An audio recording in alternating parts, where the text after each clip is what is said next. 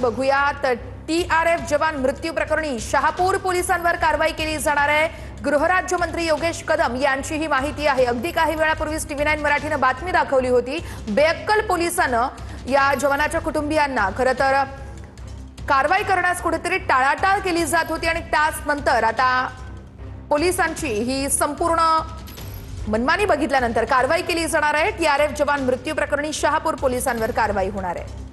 नागपूरमध्ये आपण पाहिलं की एका जवानाचा खड्ड्यामुळे मृत्यू झाला। तो घरी जात होता आणि त्याचे नातेवाईक पोलीस ठाण्यामध्ये गेले। तत्सम पोलीस ठाण्यामध्ये त्या ठिकाणी तुमच्या मुलाला खड्डा दिसला नाही का अशा पद्धतीने उत्तर देण्यात आले असं त्यांच्या कुटुंबियांचा आरोप आहे। घटना अर्थातच अत्यंत दुर्दैवी आहे आणि जर का अशा पद्धतीने तिथे वक्तव्य केलं गेलेलं असतं ते अत्यंत चुकीचं आहे।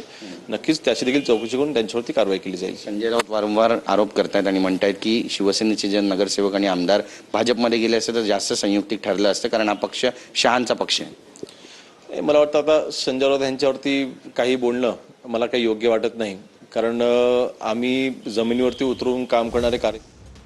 तर टीडीआरएफ जवान मृत्यू प्रकरणी शहापूर पोलिसांवर कारवाई केली जाणार आहे। गृहराज्यमंत्री योगेश कदम यांनी ही माहिती दिलेली आहे। 25 तासानंतर ही अपघात प्रकरणी गुन्हा दाखल नाहीये।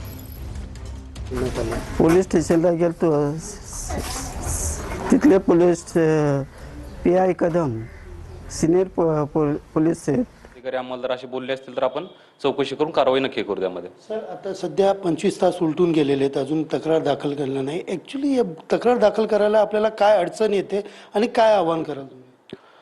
तक्रार दाखल झालेली नाही हे म्हणणं चुकीचं आहे। त्यामध्ये ऑलरेडी ज्या दिवशी म्हणजे काल सकाळी ज्यावेळेस घटना घडलेली आहे त्यामध्ये शहापूर पोलीस स्टेशन येथे 62/2026 एडीआर बीएनएसएस कलम 194 प्रमाणे दाखल आहे।